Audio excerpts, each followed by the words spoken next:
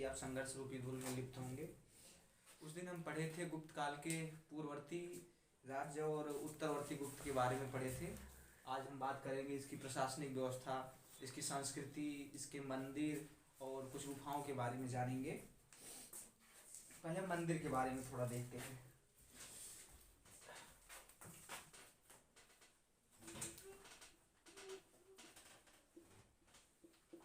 गुप्तकालीन संस्कृति।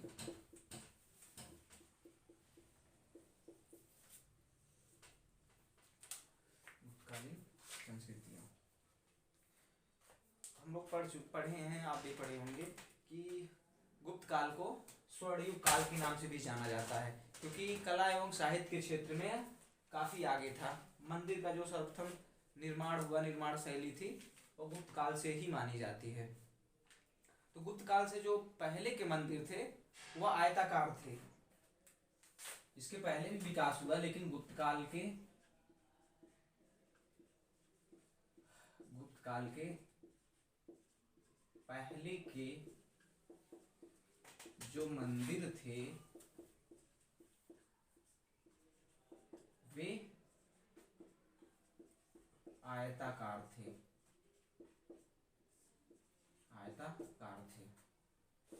फिर गुप्त काल के मंदिर कैसे थे? जो गुप्त काल में मंदिर हुए, गुप्त काल में जो मंदिर हुए वे शिखर नुमा थे, वे शिखर युक्त थे, शिखर से युक्त थे। तो मंदिर का जो प्रारंभिक विकास हुआ वह गुप्त काल से ही माना जाता है। साहित्यिक क्षेत्र में बहुत ही आगे था, इसीलिए इसे स्वर्णयुग काल के नाम से भी जाना जाता है।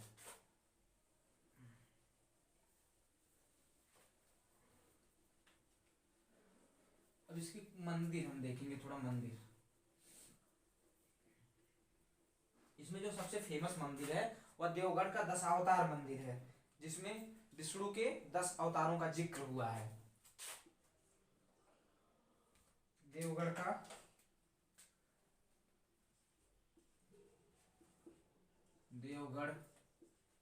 का दशावतार मंदिर, जिसमें विष्णु के 10 अवतार का वर्णन है, जो कि जितने भी मंदिर थे उसमें सबसे प्रसिद्ध मंदिर है। ये सबसे प्रसिद्ध मंदिर यही था। उसके बाद एक सीरपुर का मंदिर,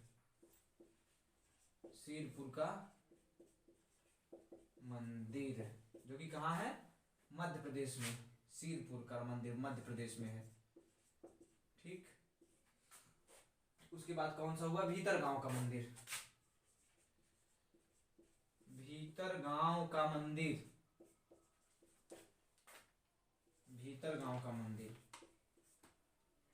ये कहाँ था? उत्तर प्रदेश के कानपुर में। ठीक। देवगढ़ का दशावतार मंदिर कहाँ था? झांसी में था।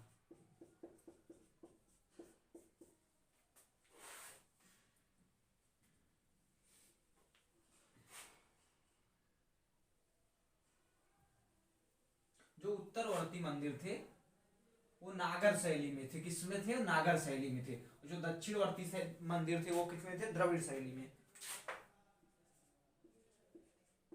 उत्तरवर्ती मंदिर नागौर शैली में थे। नागौर शैली में। और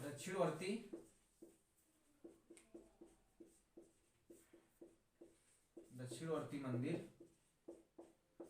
द्रविड़ शैली में थे। ठीक। अब हम बात करेंगे कुछ उत्तर प्रदेश के मंदिर थे।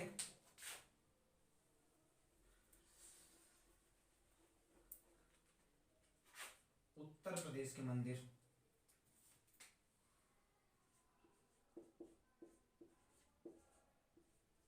उत्तर प्रदेश के मंदिर, इसमें देखेंगे उत्तर प्रदेश में गुप्त काल के समय कौन कौन से मंदिर थे। तो सिरपुर का मंदिर था,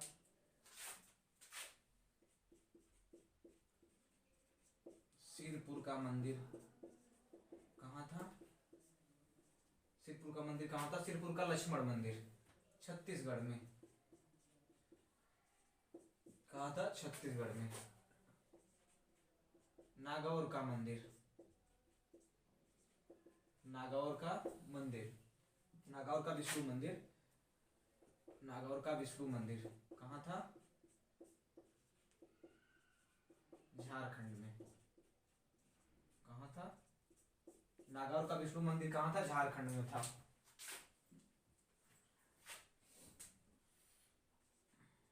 एक था मुकुंद दर्रा मंदिर, मुकुंद दारा मंदिर। ठीक, 3 मंदिर थे। हम बात करेंगे मध्य प्रदेश के कुछ मंदिर।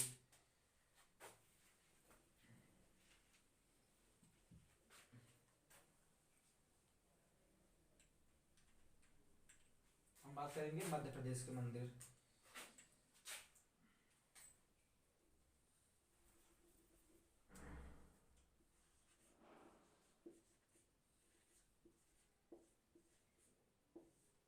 मध्य प्रदेश के मंदिर, मध्य प्रदेश के मंदिर में बात करेंगे हम विगवा का मंदिर, विगवा का मंदिर। नंबर 2 एरड़ का मंदिर, एरड़ का मंदिर। विगवा का मंदिर हो गया, एरड़ का मंदिर हो गया। नंबर 3 पे नचला कुठार का मंदिर, नचला कुठार का मंदिर।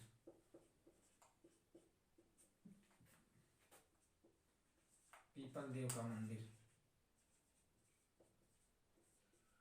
पीपल देव का मंदिर। और एक कौन था? सांची का मंदिर था।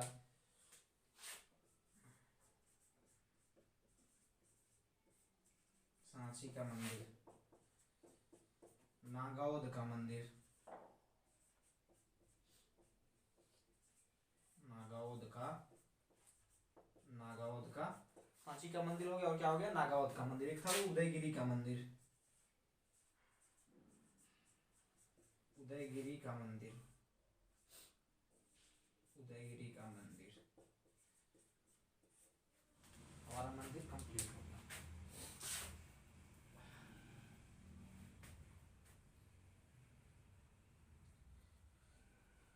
हम आएंगे इसके प्रशासनिक व्यवस्था पे। प्रशासनिक व्यवस्था,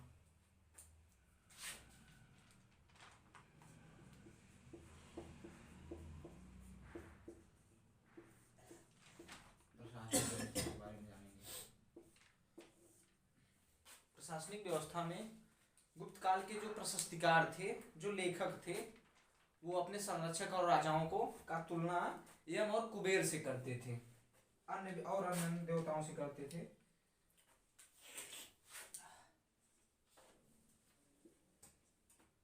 गुप्त काल के प्रशस्तिकार या लेखक अपने राजा की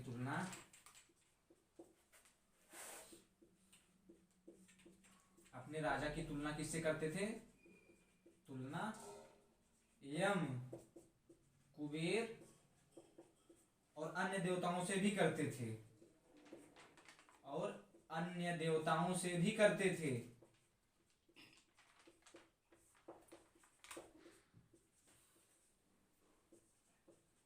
अन्य देवताओं से भी करते थे।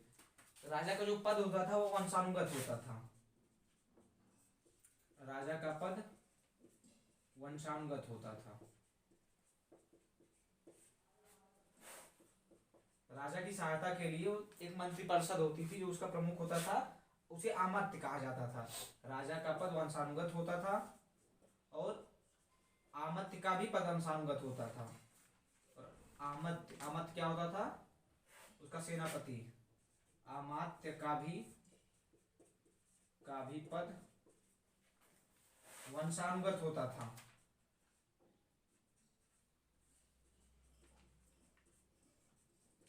लेकिन यह जरूरी नहीं था कि जो ज्येष्ठ पुत्र होगा वही राजा बनेगा। यह आवश्यक नहीं था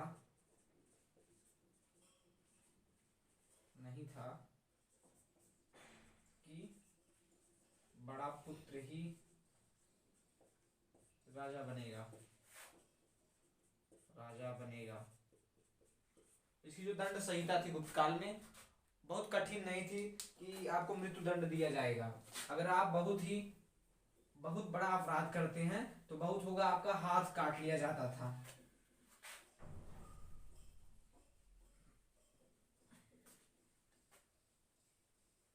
बात करेंगे न्याय व्यवस्था की।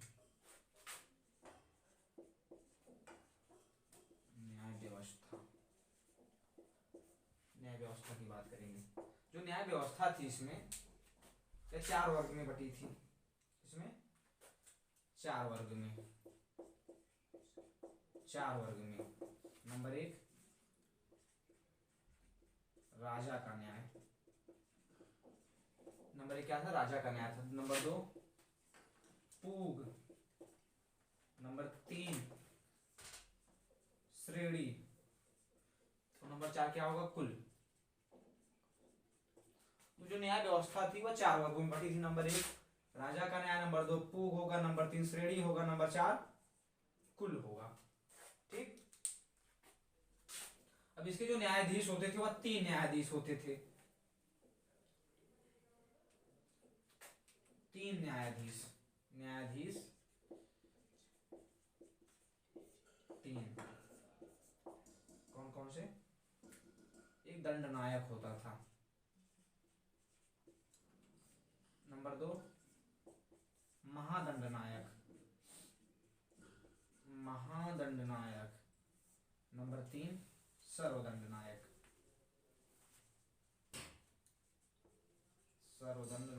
यह 3 न्यायाधीश होते थे।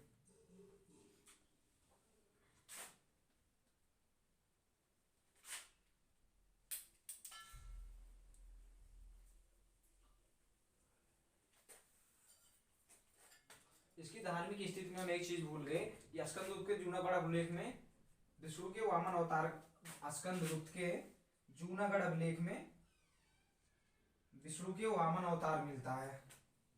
उसमें विष्णु के वामन अवतार का जिक्र किया गया है। स्कंदगुप्त के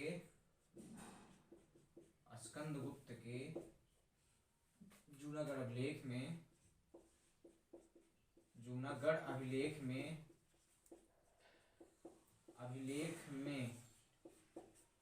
विष्णु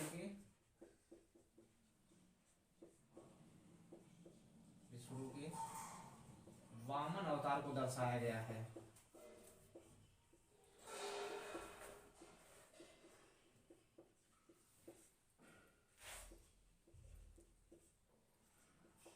ठीक।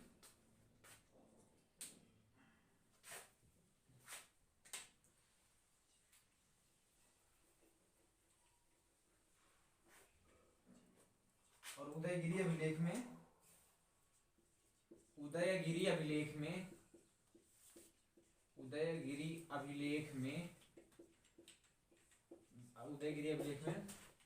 विदिशा बराह का अवतार है। विदिशा बराह का अवतार है। उदयगिरी अभिलेख में किसका है? विदिशा बराह का अवतार है।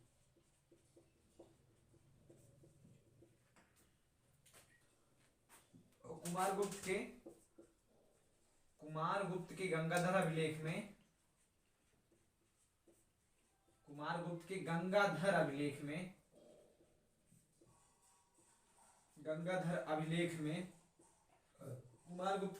अभिलेख में विष्णु को मधुसूदन कहा गया है।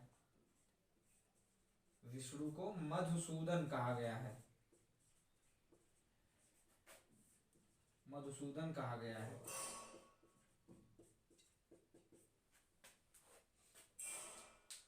ठीक।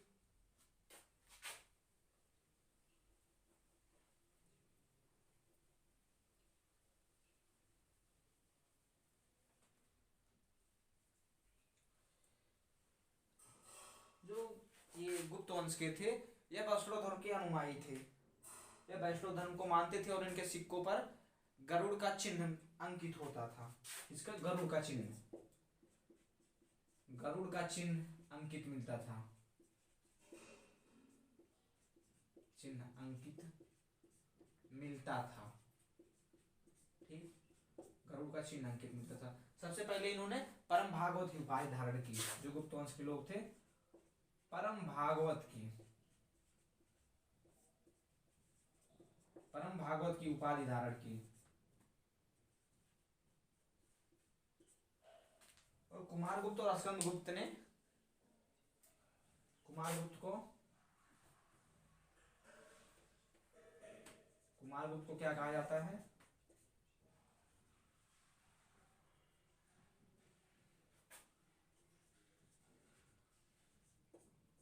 कार्तिकेय, कार्तिकेय और स्कंदगुप्त को नंदी बैल, नंदी या बैल।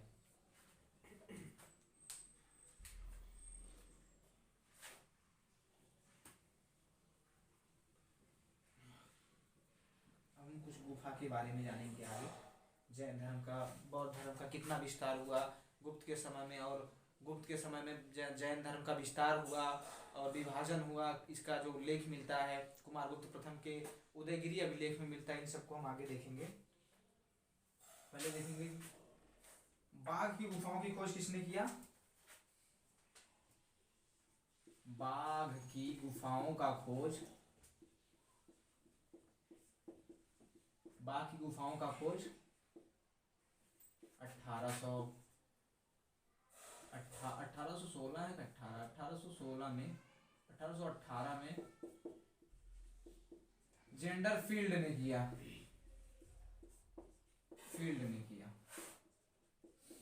जेंडर फील्ड ने किया। टोटल बाघ की 9 गुफाएं थी, टोटल बाघ की 9 गुफाएं थी। कितनी थी? पूरी बाघ की 9 गुफाएं थी, 9 गुफाएं थी। गुफा संख्या 16 में, गुफा संख्या 16 में, गुफा संख्या 16 में मरणासन राजकुमारी का चित्र मिला है। मरणासन राजकुमारी का चित्र मिला है, मरणासन राजकुमारी का चित्र मिला है। और क्या मिला है?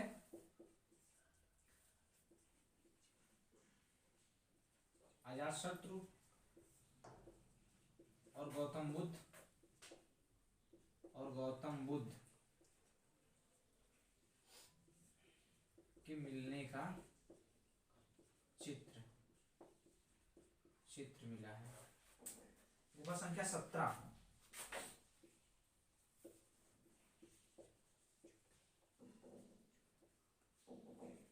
गुफा संख्या 17, इसमें जातक कथाओं का वर्णन किया गया है, ठीक, जातक कथाओं का वर्णन किया गया है। और अजंता की गुफाओं में, अजंता की गुफाओं की दीवारों पर इनके शिक्षाओं का चित्र रूप से प्रदर्शित किया गया। अजंता की गुफाओं की दीवारों पर इनकी शिक्षाओं को चित्रात्मक ढंग से प्रदर्शित किया गया है। इनकी शिक्षाओं को चित्रात्मक ढंग से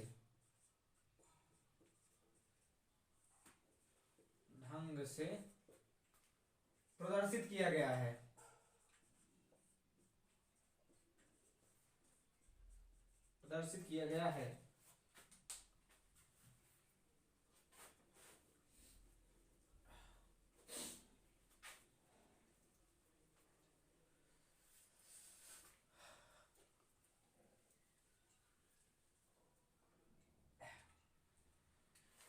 अजंता की गुफा की खोज कौन किया? अजंता की गुफा की खोज अलेक्जेंडर कनिंघम ने किया। अलेक्जेंडर कनिंघम ने किया। ठीक, अलेक्जेंडर कनिंघम ने किया। अजंता की गुफा कहाँ से कब तक थी? अजंता की गुफा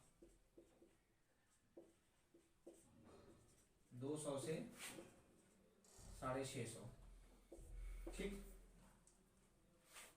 और गुफा संख्या 19 में क्या था? इसमें बौद्ध शिक्षाओं का वर्णन है। गुफा संख्या 19, इसमें बौद्ध शिक्षाओं का वर्णन है। इसमें बौद्ध कथाओं का वर्णन है। बौद्ध कथाओं का वर्णन है। बौद्ध कथाओं का वर्णन है। हम देखेंगे कि गुप्त काल में बौद्ध धर्म का विस्तार कहाँ कहाँ हुआ। गुप्त काल में बौद्ध धर्म का विस्तार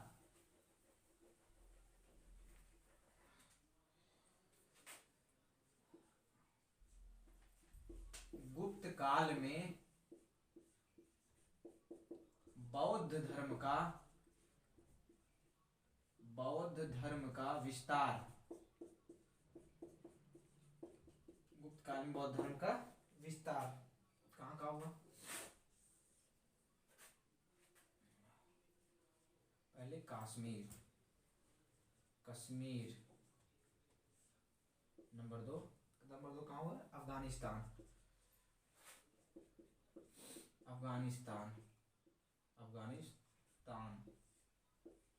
पंजाब,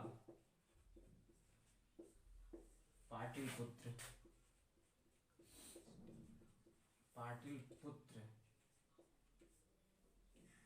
बोध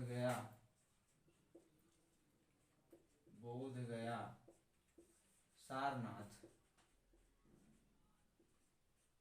और एक मथुरा। ठीक, टोटल कितना हुआ? 7 जगह। तो सबसे पहले गौतम बुद्ध कहाँ उपदेश दिए थे? सारनाथ में। और सबसे ज्यादा उपदेश कहाँ दिए? श्रावस्ती में दिए। और अंतिम उपदेश कुशीनारा में दिए।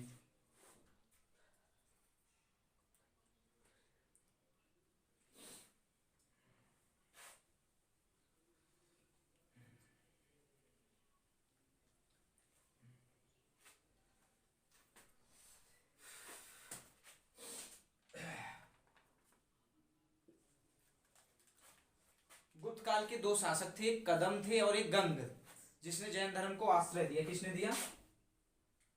गुप्त काल का विस्तार, हम गुप्त काल में बौद्ध धर्म का विस्तार देख लिए।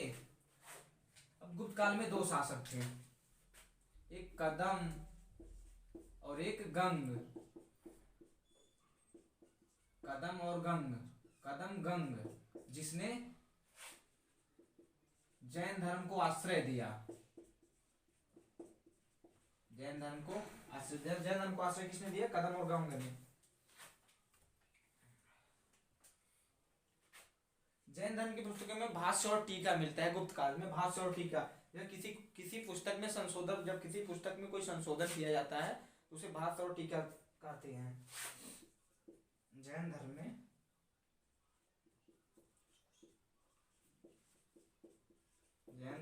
गुप्त काल में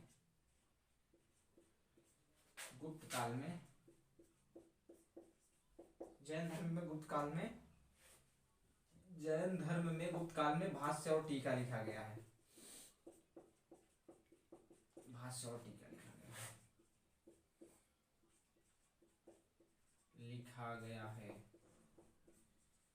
ठीक,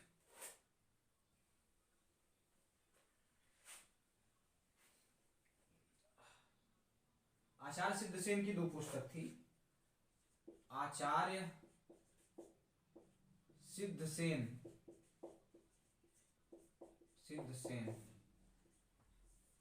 एक ज्ञानवर्धन, एक न्यायवार्ता। ज्ञानवर्धन और एक न्यायवार्ता। संवर्धन एवं न्यायवार्ता। गुप्त काल में जैन धर्म का विभाजन और विस्तार होता है। इस प्रकार की जानकारी हमें कहां से मिलती है? कुमारगुप्त के उदयगिरी अभिलेख से। गुप्त काल में जैन धर्म का विस्तार और विभाजन हुआ।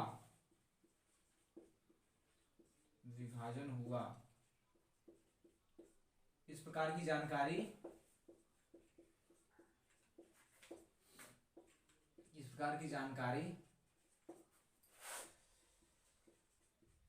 कुमारगुप्त प्रथम के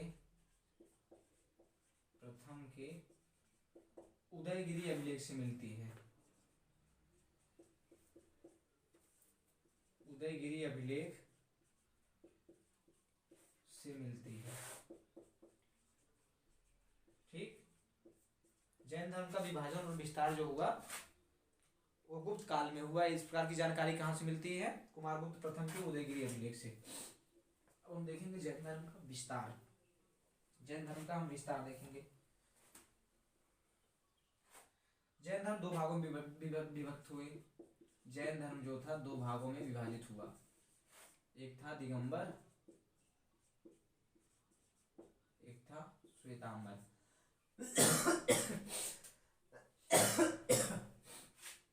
श्वेतांबर आगे हम पढ़ेंगे। जैन धर्म में से अच्छे से पढ़ेंगे कौन कौन था। श्वेतांबर था एक श्वेतांबर और ये थे दिगंबर। जैन धर्म का जो खत्म होने का जो सबसे विशेष कारण है वह है कि ये बहुत कट्टरवादी थे, बहुत कठिन थे। यह कहते थे कि हम जहाँ से चलेंगे इसे झाड़ू लगा दो जिससे कोई चींटी ना हमारे पैर के नीचे पड़े। और कहते थे श्वेतांबर जो थे तो कहते थे कि सफेद वस्त्र पहन सकते हो, और ये दिगंबर जो थे कहते थे निवस्त्र रहो, ये चारों दिशाएं हमारी वस्त्र हैं। श्वेतांबर और दिगंबर। श्वेतांबर का जो विस्तार हुआ वो मथुरा और वल्लभी कर गए थे। मथुरा वल्लभी। और इसका दिगंबर का बंगाल। ठीक।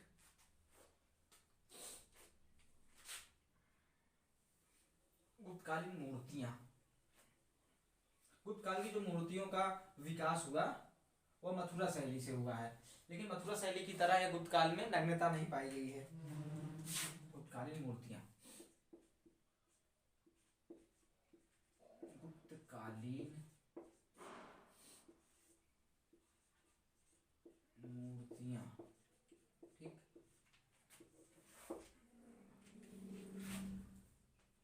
गुप्तकालीन मूर्तियों का विकास मथुरा शैली से हुआ है। मथुरा शैली से हुआ है। ठीक हुआ है, लेकिन गुप्त काल में वैसी नग्नता नहीं पाई गई। वैसी नग्नता नहीं पाई गई। ठीक। अब मथुरा शैली और गुप्त शैली के बारे में थोड़ा सा हम जानेंगे।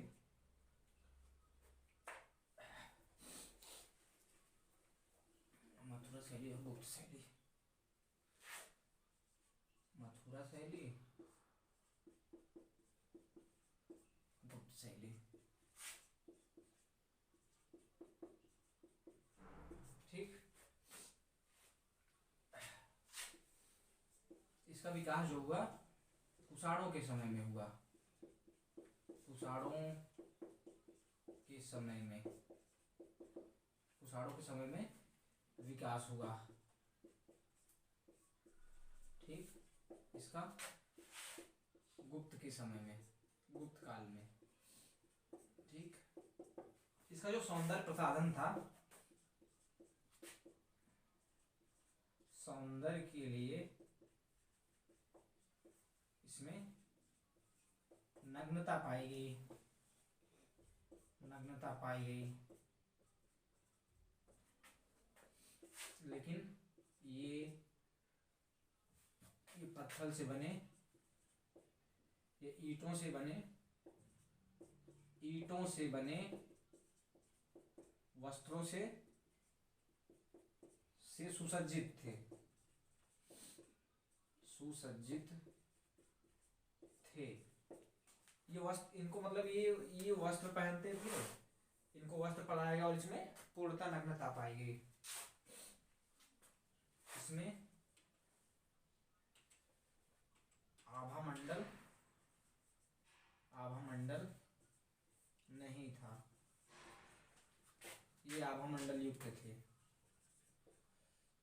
आभामंडल युक्त थे, आभामंडल युक्त थे। ठीक। वात्स्यायन की कृत कामसूत्र में 64 प्रकार के मंदिरों, 64 प्रकार के मूर्तियों का वर्णन किया गया है। वात्स्यायन के कृत कामसूत्र में 64 प्रकार के मूर्तियों का वर्णन किया गया है। वात्स्यायन कृति, वात्स्यायन कृति, वात्स्यायन कृति में, वात्स्यायन कृति कामसूत्र में 64 प्रकार के मूर्तियों का वर्णन किया गया है, मूर्तियों का वर्णन किया गया है, 64 प्रकार के मूर्तियों का वर्णन किया गया है। इसीलिए कालिदास ने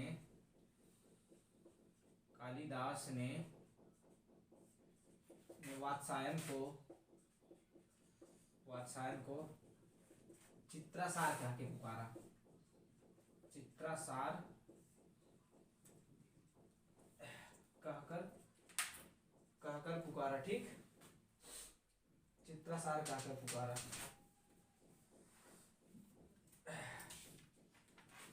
बाकी गुफाओं के बारे में हम जाने गए थे कि किसने खोज किया। इसमें 5 स्मृतियां थी, कुल इसमें 5 स्मृति थी गुप्त काल में। कौन कौन? कात्यायन, परास, नारद और विष्णु और बृहस्पति।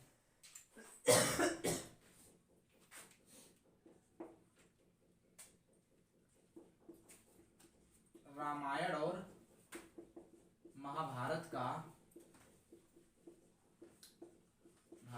अंतिम भाग गुप्त काल में ही, अंतिम खंड गुप्त काल में ही अंतिम जो खंड था वो गुप्त काल में ही लिखा गया। ठीक। गुप्त काल में 5 स्मृतियां थी। गुप्त काल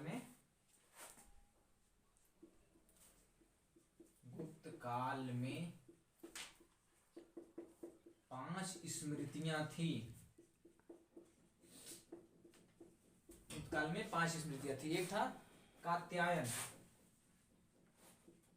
कात्यायन, नंबर 2 परास, number 3 Narad, number 4 Vishnu, number 5 Brihaspati. सबसे पुरानी स्मृति कौन है वो तो पता ही है कि नारद, वो क्या बोलते हैं उसे, मनुस्मृति सबसे पुरानी स्मृति है। ठीक। और सामंती व्यवस्था की शुरुआत कहाँ से हुई? गुप्त काल से ही मानी जाती है। सबसे ज्यादा सोने से कहाँ जारी किए गए? यहीं जारी किए गए। और गुप्त काल में स्त्रियों की सामंती व्यवस्था की शुरुआत गुप्त काल में हुई। गुप्त काल में हुई। महिलाओं की जो दशा थी वह सामान्य थी। महिलाओं की दशा सामान्य थी। महिलाओं की दशा सामान्य थी। कुछ हम रचनाएं देखेंगे जैसे विशाखा दत्त की, विशाखा दत्त की,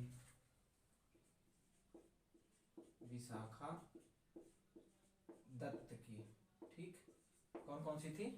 एक देवी चंद्रगुप्तम थी, देवी चंद्रगुप्तम, ठीक। और नंबर 2 मुद्रा राक्षस,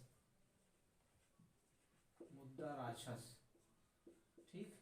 एक देवी चंद्रगुप्तम हो गया, एक मुद्रा राक्षस हो गया। और क्या था? दंडिन थे, दंडिन। दंडिन का तो क्या था? क्या था? काव्य दर्शन और कुमार चरित्र, कुमार चरित्र और काव्य दर्शन, काव्य दर्शन।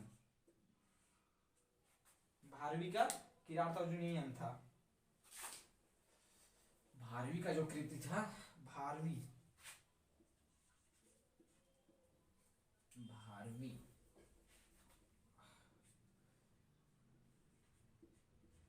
भारवी का क्या था? किरातार्जुनीयम, किरातार्जुनीयम,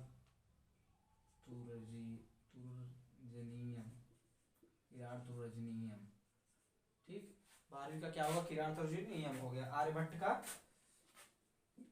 आर्यभट्ट का, आर्यभट्ट ने सूर्य की खोज कौन किया था? आर्यभट्ट। दशमलव प्रणाली भी लाए